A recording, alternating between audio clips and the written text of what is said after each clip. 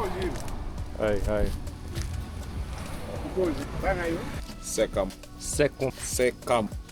one. Yes. You're based from which country? United States. So we're going to first visit the ticketing office.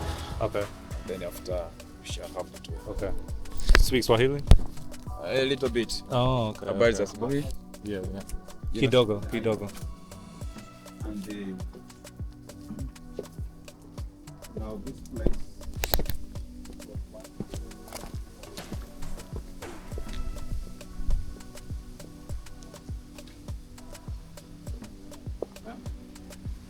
All of that, but from in the meantime, it is a Tree bark. yeah. Oh, interesting. Yes. And then who paints?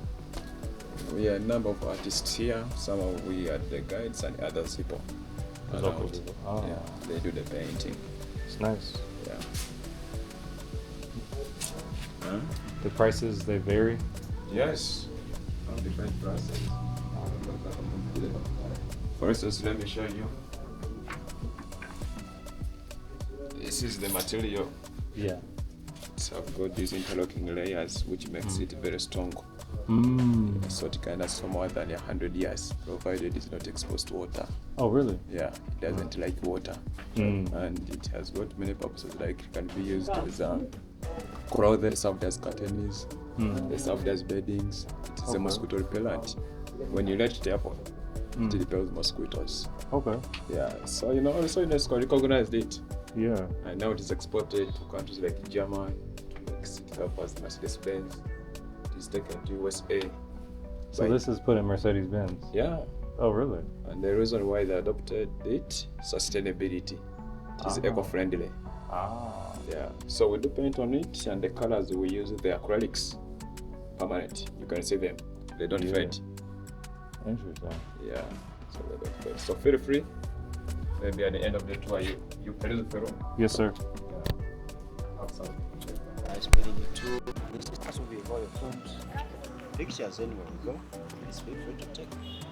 Cool. Kasubi, this one is the official burial grounds for the last 4 kings of Uganda. Okay. As well, the members of the royal family. They are also laid to rest here. Okay. I mean princes, princesses. Yeah. But even the king's wives, they're also laid to rest here. This was established back then, 1882. It's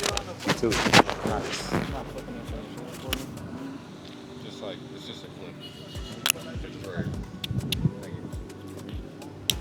So this was established back then, 1882, as Kabaka Mutesa's palace.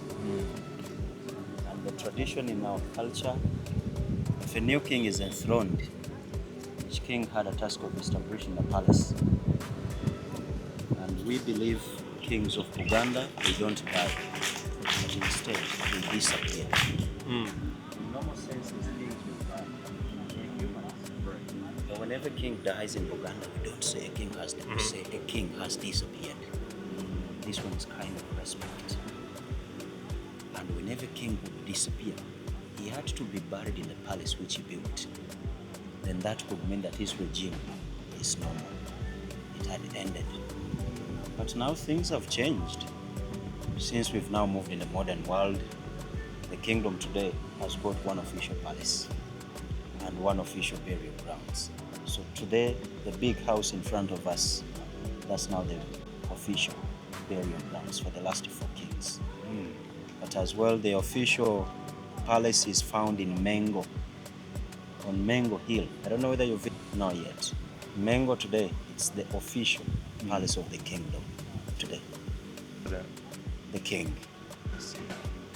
President is political. King actually doesn't get involved in any political. So it's like the UK, how they Like more like UK. Right. So here, same applies to here. The king is symbolic. Got it. It doesn't have any political powers. Not Just at for all. tradition. Just tradition. So here, this used to be a palace of King Mutesa I. He was king number 30. He reigned Uganda from 1856. But 1884, the king disappeared. He died, and he was buried in his house. That's the big house in front of us. But when the king came here, 1882, he came from Lubaga. Lubaga today, it's the center for the Catholics in Uganda. But 1882, Uganda Palace was attacked by smallpox. And that time king had no medication. So he left Lubaga and found peace here. But just a few years, the king disappeared. Now when the king came here, the houses which he constructed here, this type of a building, the type of the main house, more houses around. This type of buildings are called Nsisira. Nsisira. That's a hut. But if at all the Baganda don't call it Nsisira, they call it Kasubi. So the people named this hill a hill of Kasubi. Even up to date, we call this Kasubi. And I'm quite sure even when you are starting your journey, you said, we are visiting Kasubi. Kasubi, yeah. So Kasubi literally means a grass-thatched house. Oh, A okay. house like this. In Uganda. In Luganda. Luganda. Language, Luganda. Luganda. And by the way, for your information, this kingdom is called Buganda. Luganda. The people, we are Baganda.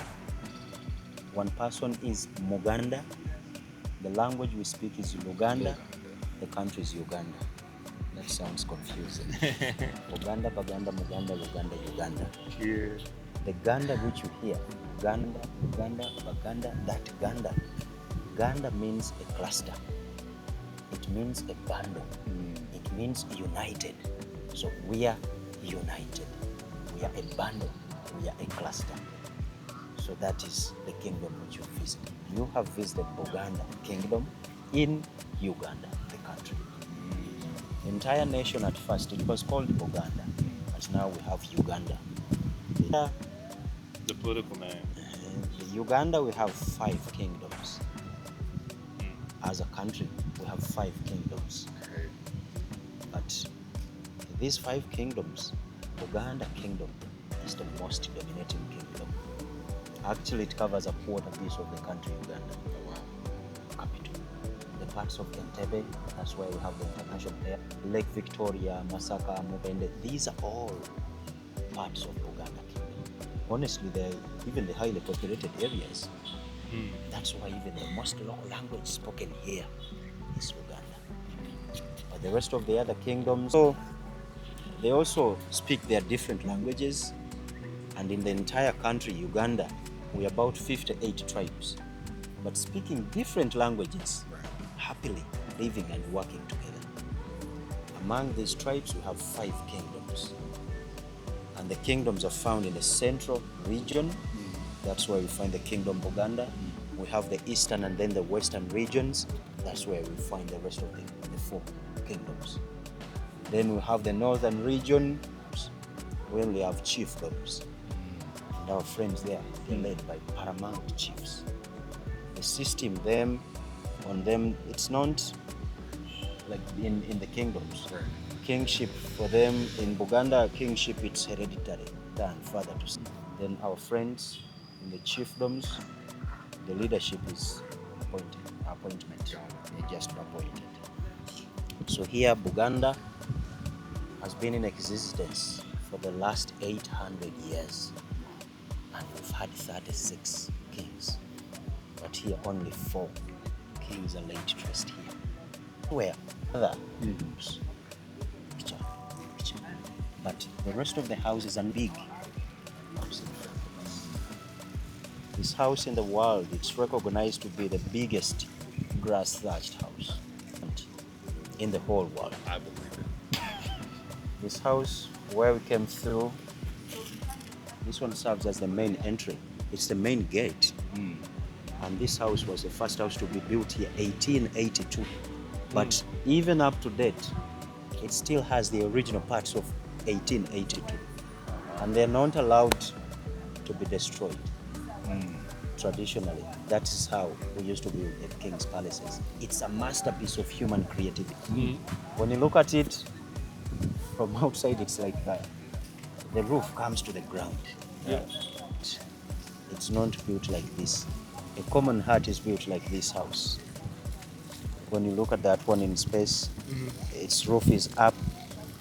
It has a wall around it, but a common man's hut had to look like that. Then a king's palace, the roof touches the ground. And when you look at this one, the entire roof comes to the ground. Yeah. Its entry is even shorter, so that whenever we visit the kings in our tradition, you need to bow. That's the major reason as to why it's built like that. Handcraft weaving. They use planks, they use poles, they use reeds, they use sisal, they use horizons, they use banana fibers. There's a special fabric called the bark cloth. My friend, we've seen him giving you some highlight about the brown cloth. In the entire house, the palace, that's the cloth which they used to decorate. So after coming in, you realize the house is just amazing. The architecture is really wow. And that is how a palace of a king could be built. But a common man's house, not like this. For the king. Strictly. So I need one of these houses. So I should build one like this in America. The plants. Today in Uganda, you know, Uganda now we are as well growing modern. These vegetable materials are now getting extinct. Oh, wow. They're now rare to find. When you look at a house like this, built way back 1882, today it serves as the main, and we still have 2 king's security guards who reside in that house today. And these 2 guards, their role is hereditary. They serve for life. They don't retire, not until one dies. Oh, wow. The principal guard resides the other side. His deputy resides from this end. They have their offices there, and they stay there. They both come from 2 different clans. In Buganda Kingdom, we are clan-based, and we have 56 clans. And each clan here in Buganda, each clan has got a specific responsibility to play for the kingdom. The king does not work. We are the people who work for the king and the clan system. The principal guard here, he comes from a mushroom clan. So the king is rich? The king is rich. Of course the king is rich. Yes. Yeah. Okay. Clan. In our tradition, you are not allowed to eat your clan totem if the totem is edible. He's the principal guard, the one you see dressed in a yellow kanzu. Oh, he's one of the king's guards. Yeah, he's the principal. The deputy started serving when he was 16 years, but 100 years. Where? Still serving. Maybe the time he marched in, he was having some breakfast. Maybe, but And the time he walk around, we bounce So back. he know the king. He cool with the king. This guy. Huh? Okay, cool. Maybe by the time we walk around and we bounce back, you'll find him. Okay. He had gone for break. Let me go get my bag. I'll be right back. Only Then 2 after- years. He only then stayed after here for the 2 king years. disappeared. After he disappeared, he was laid to rest in it, as the tradition was saying. You know, the tradition in Buganda, a king had to be buried in his palace, and then that would mean that his regime is no more. Yeah. It had ended. But now 4 kings have been buried in the same big house. Oh, wow. Established as a palace, but it was now turned into a tomb. Okay. So we are coming in, but culturally we don't come in with shoes.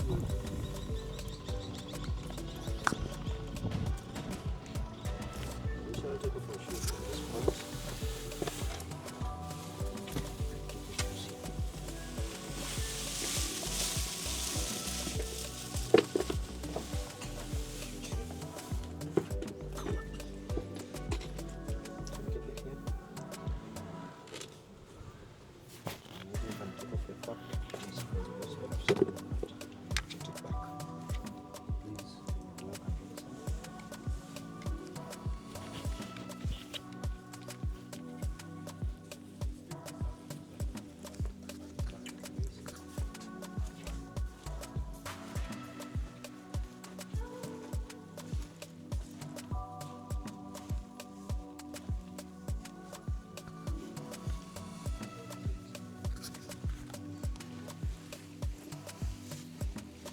King's Palace traditionally This is how we used to build the king's palaces. And after looking in front here, you realize we have 4 pictures where you see each portrait. Behind the portrait, that's where the king is laid to rest. Traditionally, I told you that this was established way back 1882 as Kabaka Mutesa the First's palace. When you look at the 4 portraits, the king who you see dressed with a black round hat, king with the handsome eyes, big bold eyes, that's Kabaka Mutesa I reigned Uganda from 1856 to 1884. Earlier I told you he established this palace 1882 after his palace at Rubaga being attacked with smallpox. I also told you that he was king number 30, and Kabaka Mutesa I is the king who received the first European explorers. Grant and Speak were English explorers who had come from Egypt, tracing for the source of River Nile. Later, they found it in Jinja, on Lake Victoria. Then they met a very organized people. They met Kabaka Mutesa I. They then introduced a Western culture to him. That involved reading. And from there, Kabaka Mutesa I picked interest, and he wrote a letter to Queen Victoria in England, inviting missionaries to come here and teach his people how to read and write. Honestly, we celebrate his visionary support. But after the missionaries came in, the king disappeared. Honestly, he didn't get much time to see the fruits of his vision. And thus the tradition was saying that the king had to be buried in his palace. He was laid to rest where you're seeing his picture.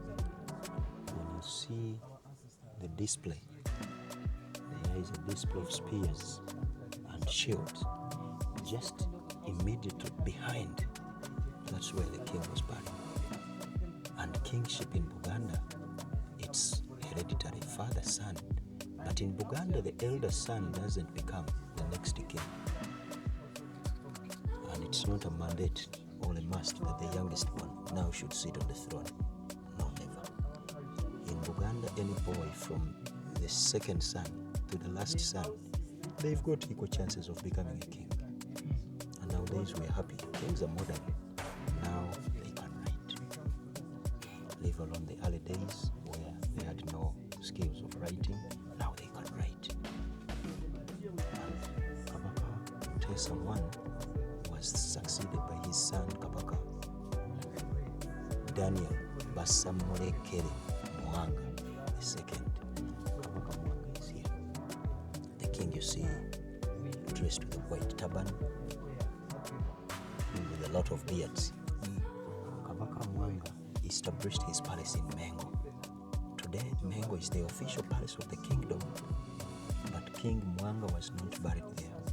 He's here, where you're seeing his picture, because he died in Seychelles Islands in Indian Ocean. 1897, the British who had come to teach people how to read and write, they changed the ID. Now they wanted to colonize Uganda. Kabaka Mwanga resisted. He said no to British rule. And after resisting, he even declared a war. The time the king was taken there, the Baganda lost hope. And honestly, the king only had 2 sons. And the tradition in Buganda, the elder son doesn't become a next king. So this gave a clear goal to the young son who was only 13 months.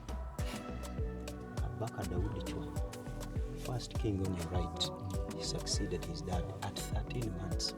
But remember, the tradition tells us that a king had to establish a palace. Now you can imagine a king at 1 year. There he couldn't. That's the time they decided to change the tradition. They break that. When the dad died in and they decided to bury him here. Earlier I told you we've had 36, but only 4 per year. So that tradition was changed due to Kabaka Mwanga's successor. So Kabaka Mwanga is here, not in his palace. Then his palace became the official palace of the kingdom, even up to date. It is still the official palace. And he is buried here. In the history of Uganda, actually, he became the first king to be buried in the same house together with his dad. The rest of the other kings, they remain one in his palace. Then Kabaka Daudi Chwa, honestly, he became a king at a very young age. But he was given a council of elders who could always make decisions on his behalf. He was very liberal, whereby Kabaka Daudi Chwa was the first king of Uganda to travel to Europe. And honestly, he visited so many countries. Reaching European countries, he got a lot of exposure. But interestingly, Kabaka Daudi Chwa found women in Europe eating chicken and eggs, where women back then here, they were not allowed to eat chicken because chicken was taken to the in-law family to be part of dowry or to be bride price. So their women were told that once you eat chicken, no one is going to marry you. You ate your bride price. But the king, after reaching Europe, he saw it's normal. Women could eat chicken, nothing would happen on them. They got married, they gave birth, life moved on. So he came back here, permitted every woman to start eating chicken and eggs. Even up to date, by the way, women enjoy chicken even more than men. Appetite in chicken, of chicken in women, it is super high. That's Kabaka Daudi Chwa. Same king permitted girl child education. But the king permitted girl child education. And honestly, during his reign, we had the first female medical doctor. At first in Uganda, the doctors who we had, all by the way, the intellectuals, men. But during his reign, we had the first female doctor, a medical doctor. King Daudi Chwa, when he visited England, he saw people who could run after round stuff. Most of the people surrounded could be happy, and you could ask, what is this? And they told him, that is football. We call that football here. He got amazed. He came back here and introduced football. Honestly, football in the world, it's one of the games which brings so many people close together. The world had FIFA. That's the Federation of International Football Association. In Uganda, he came back and he registered FUFA. That stands for Federation of Uganda's Football Association. And he emerged to be the first FUFA president. Very modern. I mean, the same king who introduced coffee and cotton growing. And honestly, worldwide, coffee is one of the leading cash crops exported worldwide. In Uganda, Kabaka Daudi Chwa introduced that. He was very modern. The king was knighted by now the late queen. His title is Sir. Some people call him Sir Edward. Others say Sir Edward Mutesa too. King Freddie, after retiring to the foreign work, he came back here to serve his people. He had succeeded his dad at only 15 years. He became a king at 15. Even by the way, when you look at his look, he looked young. Yeah. He had succeeded his dad at the age of 15. When the king came back here to serve his people, King Freddy is the king who fought for Uganda's independence.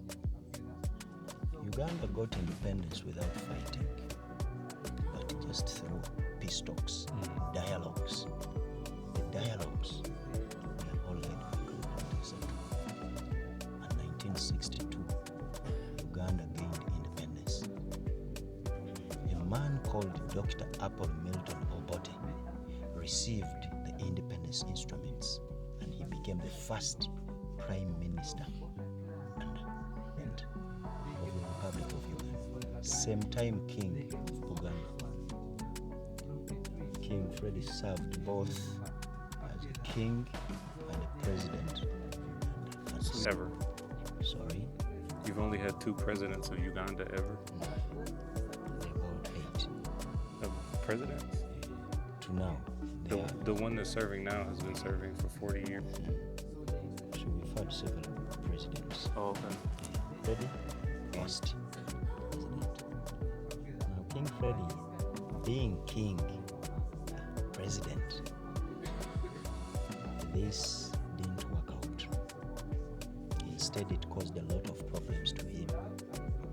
Honestly, he was in this position for a few years, from 1962 to 1966, and then there came power struggle. His prime minister, Dr. Apple Milton Obote, he also wanted power. And what he did, he collaborated. Idi Amin then was the chief commander in the army. They collaborated. 1966, they attacked King Freddy in his palace with an interest of killing him. But King Freddy was lucky. He was not killed. Honestly, due to the fact that he had acquired some military skills, he managed to escape. He jumped off the perimeter fence in Mengo Palace. The king reigned in exile. He later found exile in London. Then back home here, Obote took over the power of Uganda.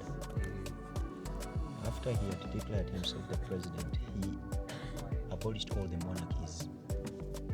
1967, we had no monarchies anymore. Obote had said no to that. And here people kept hoping that maybe back, but people were hoping that the king would come back. Unfortunately, in 1969, sad news escalated Uganda that Kabaka Mutesa II had been poisoned in London. Unfortunately, on his birthday, the king died celebrating his 45th birthday. And the body was not repatriated that time because of the tense moments. Honestly, they had to first wait for the Baganda to come down. In 1971, President Obote had traveled to Singapore to attend for a Commonwealth meeting, and he had left Idi Amin here. Then Idi Amin utilized the chance and he declared himself the second president of Uganda, the third, sorry. So this was a coup. He gave his boss a phone call in Singapore and told him, don't bother to come back in Uganda as a president, I'm now the new big boss. Simple as that. Obote remained there. Idi declared himself third president. But for him, the first thing, he ordered for the repatriation of King Freddy's body. And he did that just to appease the hearts of the Baganda. And indeed, the Baganda liked Idi at first, though he later turned into a different person. But it went on record that President Idi Amin ordered for the restoration, for the repatriation of King Freddy's body. And he was also laid to rest here, number 4, house 21. And he's the last king to be buried here. And absolutely, King Freddy was even the father of now the current king. Now, when I tell you now the current king, I told you monarchies were, and what it means now monarchies were restored. King, we also have a president. The current king is His Majesty Kabaka Ronald Muwenda Mutebi II, son to King Freddy. But he's not a political king. He doesn't even participate in any partisan politics. But the king is highly respected. He's the most loved, the most respected person in this country. But king is symbolic. He's ceremonial. He doesn't have political powers. But he will influence other things like health, education, but not political at all. Monarchies are restored by the current government. And His Excellency General Yoweri Kaguta Museveni, President of Uganda today, is the one who restored monarchies together with the current Kabaka in 1993. The rest of the other presidents ever, they didn't restore monarchies. They were restored by the current government. So the current king today, he stays in Uganda. That's a Kampala suburb along Jinja Road. That's where the king stays together with his family. Mengo remains the official partner, but the king doesn't sleep there. He only gets there for official duties. He has his office there. Whoever wants to meet the king, you don't go to Banda, but you come to Mengo. That's where he has his office. After work, he goes back to his residence. Today, this palace which we visited, this palace, earlier I told you it's a masterpiece of human creativity. If you happen to look the architecture, it's conical. And honestly, here you're going to have an impression of a basket put upside down. The rings which we do, the touch is handcraft weaving. It's handmade using vegetal materials. One ring in the house of the king, each ring symbolizes a clan of Uganda. And the king's house is woven with 2 layers of ceilings. Just where we left our shoes, there's another ceiling, and that one serves as an insulator. If you happen to come inside the king's house, it bears a natural air condition, and I'm sure you can feel in here with very minimal aeration. It's okay. The brown cloth which you see over this cloth tree, it's a fig tree skin. It's called a bark cloth. And a bark cloth is what our ancestors used as clothes